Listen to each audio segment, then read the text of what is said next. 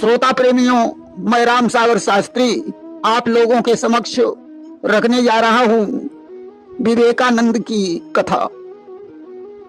देखिए, युवापन में एक बार विवेकानंद जी कलकत्ता के रास्ते से गुजर रहे थे। अचानक उन्हें किसी स्त्री की चीख सुनाई पड़ी। उन्होंने देखा एक घोड़ा गाड़ी पर एक महिला बैठी हुई है। घोड़ा बड़ी तेजी से भाग रहा है। महिला अपनी रक्षा के लिए पुकार कर रही है। विवेकानंद ने अपनी जान को खतरे में डालकर उस घोड़े की दौड़कर लगाम पकड़ी और महिला को बचाया। महिला ने अपनी कृतज्ञता व्यक्त की। विवेकानंद जी ने रामकृष्ण मठ, रामकृष्ण मिशन और बेलूर मठ की स्थापना की थी। उन्हें आध्यात्मिक गुरु माना जाता है। 1893 में उन्होंने शिकागो धर्म महासभा में भाग लिया। अमेरिका और इंग्लैंड में 4.5 वर्ष प्रवचन कार्य किया। 39.5 वर्ष की अवस्था में उनका देहांत हो गया। स्वामी विवेकानंद का जन्म कलकत्ता में 12 जनवरी 1863 में दत्त परिवार में हुआ था। इनका असली नाम नरेंद्र नाथ था। इनके पिता विश्वनाथ दत्त एक वकील थे। इनकी माता का नाम भुवनेश्वरी देवी था। नरेंद्र नाथ बचपन में बहुत नटखट थे। माता भुवनेश्वरी देवी ने उन्हें नियंत्रण में लाने के लिए सिर पर ठंडा पानी डालते हुए उनके कान में शिव का नाम सुनाया। ऐसा करने से बच्चे की चंचलता दूर हो जाती है। माता उन्हें रामायण और महाभारत की कहानियां सुनाया करती थी। नरेंद्र राम और सीता की पूजा करते थे। हनुमान जी का दर्शन करने की उनकी प्रबल इच्छा थी। एक बार वे शिव मूर्ति के सामने ध्यान मग्न बैठे हुए थे। अचानक वहां एक सर्प आ गया। अन्य बालक भाग खड़े हुए, परंतु उन्होंने स्थान नहीं छोड़ा। सर्प के चले जाने के बाद बच्चों ने कहा कि आप सर्प को देखकर भागे क्यों नहीं? तो उन्होंने कहा कि मैंने तो जान ही नहीं पाया कि सर्प कब आया और कब चला गया। नरेंद्र साधु संतों को देखकर बड़े प्रसन्न हो जाते थे। 6 वर्ष की अवस्था में उन्हें पाठशाला में भेजा गया। उनकी स्मरण शक्ति इतनी प्रबल थी कि एक बार जिसे सुन लेते थे वह पाठ उन्हें याद हो जाता था। 7 वर्ष की अवस्था में मेट्रोपॉलिटन संस्था में उनका दाखिला हुआ। इस संस्था के संस्थापक ईश्वर चंद्र विद्यासागर थे। कूदना, दौड़ना, गोलियां खेलना, मुक्केबाजी करना उन्हें बहुत पसंद था। जब शिक्षक कक्षा में नहीं होता था तो वे कक्षा को खेल का मैदान बना देते थे। कभी कभी साथियों को कहानियां सुनाया करते थे। एक दिन अध्यापक ने उन्हें पकड़ लिया और पाठ संबंधी अनेकों प्रश्न पूछे। नरेंद्र ने सारे प्रश्नों के उत्तर दिए। नरेंद्र को राजा और राज दरबार का खेल बहुत पसंद था। खेल में वे हमेशा राजा बनते थे। उन्हें पशु पक्षियों से भी विशेष प्रेम था। झूला झूलना, नाव पर बैठना भी उन्हें बहुत पसंद था। 11 वर्ष की अवस्था में कलकत्ता के बंदरगाह पर एक युद्ध पोत आया। नरेंद्र ने मित्रों के सहित उस युद्ध पोत को देखने का प्रयास किया।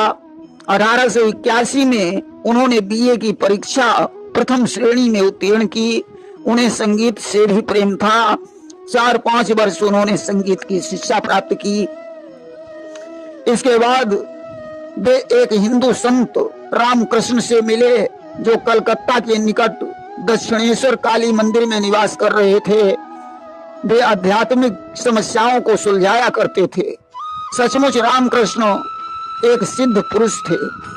विवेकानंद ने उन्हें अपना गुरु स्वीकार कर लिया। 1884 में विवेकानंद के पिता की मृत्यु हो गई। वे एक वकील के दफ्तर में काम करने लगे। उनका जीवन अस्त व्यस्त हो गया। 1885 में रामकृष्ण को कैंसर हो गया। काशीपुर में एक उद्यान भवन को किराए पर लेकर नरेंद्र युवा शिष्यों सहित उनकी सेवा करने लगे। 16 अगस्त 1886 में रामकृष्ण समाधि में निमग्न हो गए। बराह नगर में किराए पर एक घर लेकर उन्होंने रामकृष्ण संघ के पहले मठ की स्थापना की। नरेंद्र नाथ मठ में 2 वर्ष तक रहे। 1888 में वे मठ छोड़कर 14 दिन के लिए बनारस चले गए। वहां भास्करानंद से उनकी भेंट हो गई। एक दिन स्वामी जी दुर्गा मंदिर में माँ का दर्शन करने गए। वहां बंदरों का समूह उन पर दौड़ पड़ा। स्वामी जी भागने लगे, बंदरों ने उनका पीछा किया। उसी समय एक बूढ़े सन्यासी ने कहा कि रुक जाओ, इन दुष्टों का सामना करो। स्वामी जी रुक गए, बंदर घबराकर भाग गए। स्वामी जी इस पर जोर से ठहाका मारकर हंसे।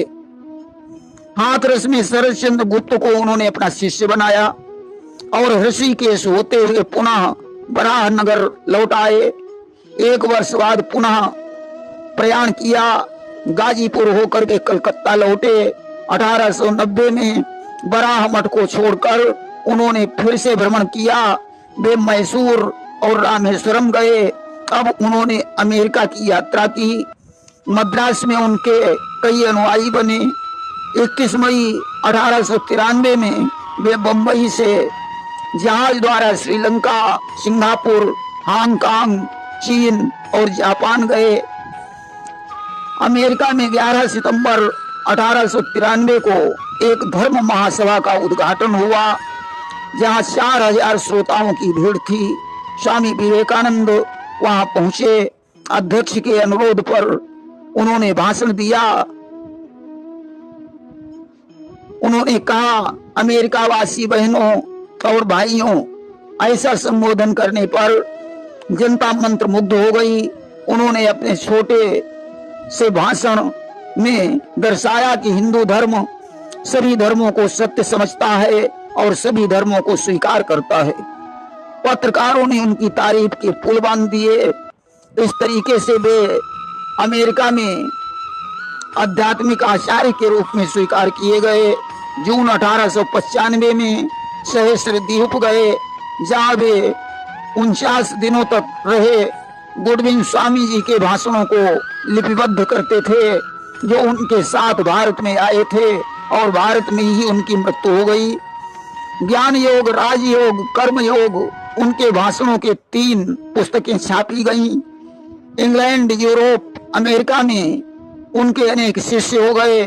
4 जुलाई 1902 में वे संसार को छोड़कर विदा हो गए।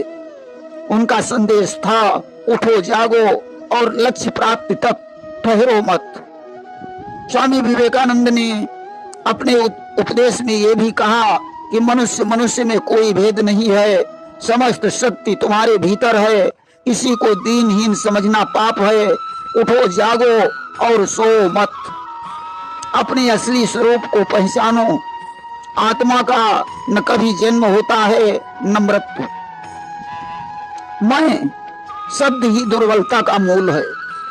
उठो और साहसी बनो, वीरवान हो जाओ। उठो जागो, स्वयं जगकर औरों को जगाओ। उठो जागो और तब तक रुको नहीं जब तक लक्ष्य प्राप्त न हो जाए। बल ही जीवन है और निर्बलता ही मृत्यु है। हम आत्मा हैं और आत्मा कभी मरता ही नहीं है। कभी अपने को दुर्बल मत समझो, शक्तियां तुम्हारे भीतर विद्यमान हैं।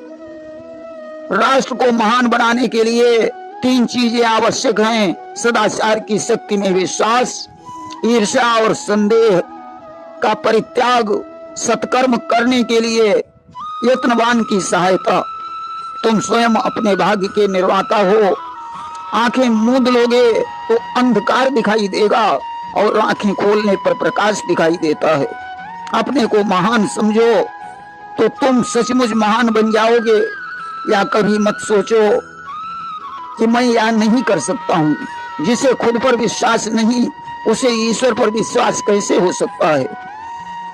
यदि तुम्हें 33 कोटि देवताओं के ऊपर श्रद्धा है और अपने आप पर नहीं है, तो तुम्हारा मोक्ष कभी हो ही नहीं सकता। नचिकेता के समान श्रद्धाशील बनो। बिना श्रद्धा के मनुष्य कैसे बन सकते हो। उठो, खड़े हो जाओ, लड़ो और एक भी पैर पीछे न रखो। कायर होकर कुछ भी लाभ नहीं उठा सकते। ऊंच नीच, गरीब अमीर, छोटे बड़े सभी में एक ही आत्मा है। अस्ति अस्ति कहो, नास्ति नास्ति करके तो देश चला जाएगा। सर्वदा प्रसन्न रहो, आपत्ति से डरो मत। संघर्ष एक बड़ा पाठ है। क्षमता और नम्रता ही संसार के संग्राम में विजय देता है। पाप और दुख दुर्बलता के ही फल हैं। शरीर को सुगठित करके मन पर अधिकार प्राप्त करो। मैं कितना दुखी हूं यह सोचते रहना आसुरी भावना है। दुखी और कष्टों के लिए दूसरे को दोषी मत बनाओ। दूसरे को पापी कहने से बढ़कर और कोई बुरा कार्य नहीं है। तप और कठिन योगों की साधना इस युग में नहीं होती। इस युग में दान और दूसरों की सहायता की जरूरत है। पीठ पीछे किसी की निंदा करना पाप है। धन यश विद्या से बड़ा है चरित्र। पहले पवित्र बनो तभी शक्ति आएगी। अंधविश्वास व्यक्ति का महान शत्रु है। हर काम की 3 अवस्थाएं होती हैं, उपहास, विरोध और स्वीकृति। साहसी बनो, सेवाभावी बनो, सफलता के पथ पर आगे बढ़ो, नेतृत्व करने की क्षमता रखो और संगठन करने की शक्ति रखो। मृत्यु पर्यंत कर्म करो, हिंसा और अहंकार को छोड़ दो, आलस्य को दूर भगाओ। संसार के संग्राम में तुम्हें वीर गति प्राप्त होगी, यही मेरी निरंतर प्रार्थना है। जय हिंद, जय भारत।